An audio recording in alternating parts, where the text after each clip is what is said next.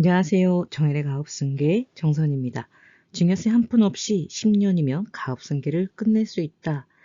자, 총 3편으로 진행이 되고 있고요. 오늘은 두 번째 시간입니다. 손 안 대고 코 푸는 꿀 전략 시나리오 진행하도록 하겠습니다. 자, 오늘 영상 자료는요. 정혜기업연구소 고운경 연구원이 준비했습니다. 자녀법인 설립 후 미뤄지고 키운 후에 아버지 법인과 합병을 해서 국세청에서 과세를 했으나 결국 패소를 했습니다. 자, 이 케이스는 납세자가 승소를 했죠. 자, 1편 링크 드릴 테니까요. 자, 안 보신 분은 1편 보고 와 주시기 바랍니다. 자, 그러면 1편에서 보여드렸던 납세자 승소 사례를 통해서 새로운 시나리오를 작성을 해봤습니다. 자, 편의를 위해서 법인세는 따로 고려하지 않았고요. 법인의 주가는 주당 순자산 가치로 평가한다는 가정하에 시나리오를 작성했습니다. 아버지가 100%인 주주, 회사 A, 자본금 5천만 원, 발행주 수는 1만 주입니다. 자, 현재 기준 순자산 50억, 매출 100억, 순이익은 10억, 매출액 대비 이익률은 10%입니다. 자, 이럴 경우에 한 주당 순자산으로 평가를 한다면 한 주당 가격은 50만 원이 되겠죠. 자, 다음은 자녀회사입니다. 자녀들이 100% 주주로 있는 B회사를 설립을 했습니다. 자본금 5천만 원, 발행 주식수 1만 주. 주주 구성은 아들이 2명, 며느리 2명, 손자 4명, 이렇게 총 8명을 똑같이 n분의 1해서 12.5%씩 주식을 보유했다고 가정하겠습니다. 자, 회사 B, 즉 자녀들의 회사가 아버지로부터 주식 100주를 매수, 사들이는 거죠. 자, 아버지 법인의 주주가 됩니다. 자, 쉽게 좀 표로 나타내자면요. 여기 A라는 회사, 이거는 아버지 회사입니다. 그리고 B라는 회사, 여기는 아들 1, 또 며느리, 큰며느리, 손자 2명, 그 다음에 아들 2, 며느리 2, 자, 손자 2명. 자, 이렇게 해서 각각 12.5%, 12.5%, 뭐, 이렇게 지분을 갖고 있다고 가정을 하고요. 자, 아버지는 A 회사는 아버지가 100%를 갖고 있습니다. 자, 이 상태에서 이 B라는 자녀 회사에서 아버지의 지분 1%를 사들입니다. 자, 그렇게 된다면 이 A 회사는 주주 구성이 바뀌겠죠. 아버지가 100% 갖고 있었는데 B 회사가 1%를 사가지고 가게 되면 이 주주의 아버지는 99%가 될 거고요. B 회사, 개인이 아니라 B 법인이 새로운 주주가 돼서 1%의 지분을 갖게 되겠죠. 자, 이렇게 된다면, 자, 이후에 아버지는 뭐 1%를 팔았으니까 그 주식에 대한 양도소득세를 냈겠고, 법인에서 샀으니까 뭐 개인이 돈이 들은 건 아니고 법인 돈으로 아버지 주식을 매입을 했겠죠. 자, 이렇게 한 후에 아버지 법인 A는 아들 법인 B와 전속 대리점 계약을 체결을 하고 제품을 95%에 공급을 하고 B는 기존 거래처에 100%에 판매를 합니다. 즉 아버지는 이제 5%의 이익을 남기고 파는 거죠.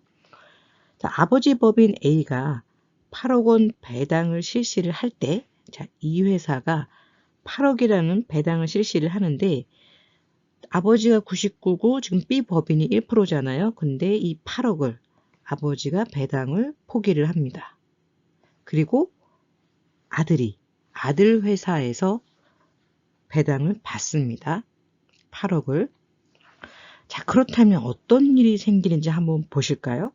아버지 법인 A가 8억을 배당을 실시를 하게 되면 지금 B 법인 같은 경우에 지분이 동일하기 때문에 이 8명이 각각 1억 원씩 배당을 받는 것과 같은 효과가 있죠. 자, 이렇게 아들 법인은 배당 소득의 70%가 입금 산입되어 법인세를 내야 됩니다. 자, 왜 그러느냐? 아버지 법인에서 아버지는 배당을 받지 않으시고 이 배당을 자녀 회사에 해줬단 말이죠. 자, 아버지가 배당을 포기하고 자녀한테 자녀 법인에 배당을 주었기 때문에 자, 이 배당은 균등 배당이 아니라 차등 배당이 되겠죠. 자, 이럴 경우에 세법에서는 어떻게 처리를 하는지 봤더니 자, 아버지가 자신의 배당금을 자녀 법인에 증여한 것으로 보겠죠. 그렇다 보니 자녀 법인은 배당 소득을 입금 산입하여 법인세를 납부를 해야 됩니다. 자, 여기서 끝나는 게 아니라 자녀는 초과 배당 금액에 대하여 인별 할당액에 대해 증여세를 내야 돼요. 자, 그러면 세금이 꽤 많이 나오겠죠? 자회사 수입 배당금 입금 불산입이 좀 확대가 됐습니다. 올해 세법이 개정이 되면서 자, 여기에서 자회사 지분을 50% 이상 갖고 있으면 배당을 받아도 100% 입금 불산입, 즉 이익으로 보지 않기 때문에 이 경우는 법인세가 없어요. 자, 그런데 50% 미만이고 20% 이상인 경우에 요 사이인 경우에는 80%를 입금 불산입하고 즉 이익으로 보지 않고 20%에 대해서만 법인세를 납부하게 됩니다. 20% 미만만 보유하고 있을 때는 30%가 입금 불산입이고 70%에 대해서 법인세를 내요.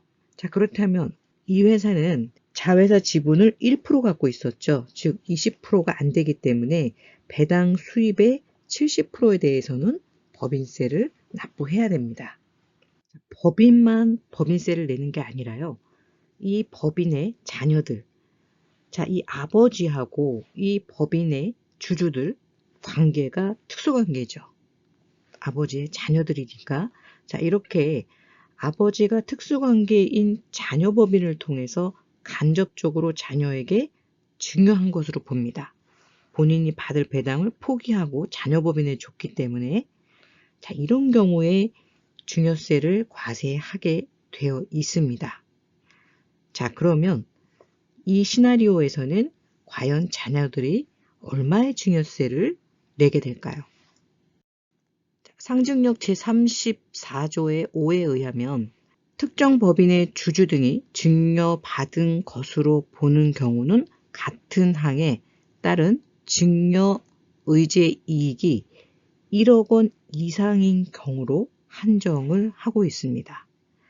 다시 말해서 자녀 법인이 차등 배당을 받았을 때 그 주주들이 받은 차등 배당액이 1억 원 이상인 경우에만 과세를 한다는 거죠. 그러면 이 사례에서는 초과받은 금액이 자녀 법인 주주 1인당 1억 원 미만이기 때문에 해당 사항이 없다는 거죠. 그러면 이 꿀 전략 시나리오의 시뮬레이션을 한번 보겠습니다. 아무런 전략이 없을 때 아버지 회사가 계속 지금처럼 성장을 한다면 10년 후가 되면 아버지 법인의 규모는 150억 원의 가치가 되겠죠. 그러나 전략을 실행했을 때는 아버지 법인은 20억 원으로 축소가 되고요. 아들 법인은 130억 원으로 가치가 상승됩니다. 영업이익에 대한 법인세는 아버지 법인이든 아들 법인이든 누가 내도 내야 될 세금이죠. 배당소득 70%에 대한 법인세는 연 1억 1,700만 원이었지만 아들 법인이 누적된 그 잉여금으로 아버지 법인의 주식을 지속적으로 사들인다고 한다면 지분율이 높아지면서 배당받은 배당에 대해서도 법인세가 점점 줄어들게 됩니다. 이 케이스에서 두 번째 이슈가 있습니다. 자, 앞에서 차등 배당에 대한 것은 지속적으로 배당을 통해서 지분을 사들인다면 자연스러운 승계가 가능하겠죠. 그런데 또 하나 이슈는 일감 떼어주기 이슈가 있었어요. 즉, 아버지가 아버지 법인에서 생산한 제품을 아들 회사에 매출을 일으키고 그 아들 회사에서 다시 판매를 하게 되겠죠. 자, 이렇게 하다 보니 이것은 어떻게 보면은 자, 매출 거래 끼워넣기예요. 아들 회사가 있기 전까지는 자, 아버지 법인에서 바로 이 매출처에 제품을 납품을 했다면 지금은 이 아버지 회사에서 아들 회사로 납품을 하게 됩니다. 그리고 아들 회사에서 이 매출처에 다시 납품을 하게 되겠죠. 자, 여기가 판매사가 되는 거죠. 여기는 제조사가 되고, 전에는 아버지가 제조해서 직접 납품을 했는데 이제는 제조만 하고 판매는 아들 회사에서 하게 되는 거죠. 자, 이렇게 특수관계인끼리 수혜를 준 것에 대해서 그냥 넘어갈 수 없겠죠. 직접 또는 간접으로 보유하는 주식 비율이 100분의 30 이상인 법인. 자, 이런 법인에서 특수관계에 있는 법인에 사업의 기회를 제공받는 경우에는 그 사업 기회를 제공받은 날이 속하는 사업연도의 종료일에 그 수혜 법인의 지배주주 등이 다음 계산식에 따라 계산한 금액을 증여받은 것으로 본다. 뒤에 계산식이 있습니다. 자, 그런데 계산식을 볼 필요가 없습니다. 자, 왜 그러냐면 자, 이 법을 적용받는 것은요, 모든 회사가 적용받는 것은 아닙니다. 자, 이 법에 이런 내용이 있어요. 대통령령으로 정하는 중소기업과 그 밖의 대통령령으로 정하는 법인은 제외한다고 나와 있습니다. 다시 말해서 이 세금을 과세하는 것에서 중소기업은 해당이 안 됩니다. 즉, 아버지 법인이 중소기업이기 때문에 해당 사항이 없습니다. 자, 앞에 소개해드린 내용을 보면 아, 저 방법 괜찮겠네 라고 생각을 하시는 대표님들이 있으실 거예요. 물론 일부분은 활용해봄직한 방법들도 있습니다.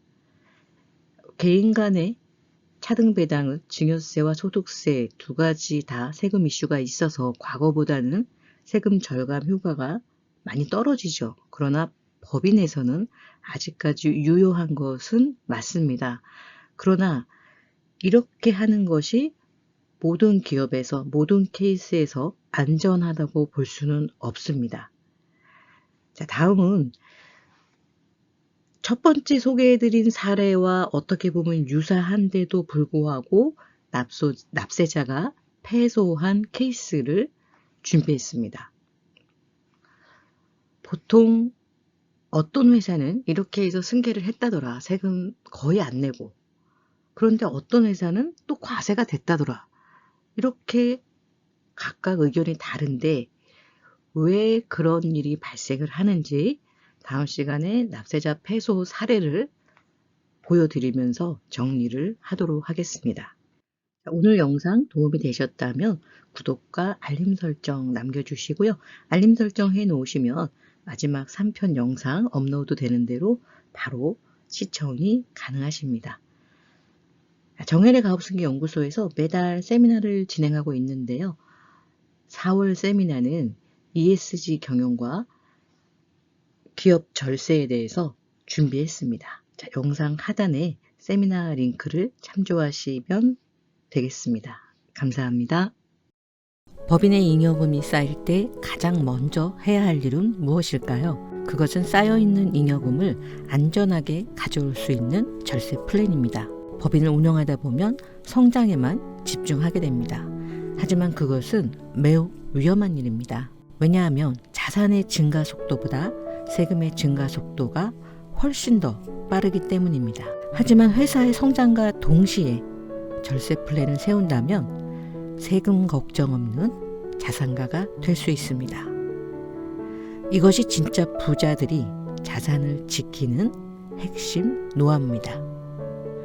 진짜 부자들의 절세 노하우가 궁금하시다면 영상 하단의 설명문을 클릭해 주세요.